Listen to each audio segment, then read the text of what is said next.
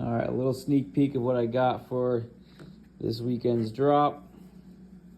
These are mostly done, just need to be sharpened up. Some I need to still put lanyards on. And getting there. Got the mangy ones over here with the thinner scales and the natural tone from the heat treat. Got one bobcat, one lynx, and one fox. Those mangy ones.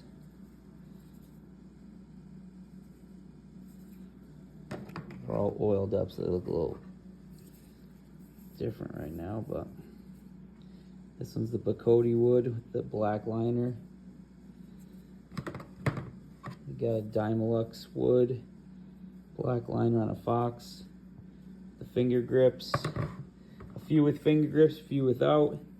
This one's real cool. It's like an orange and charcoal layered wood.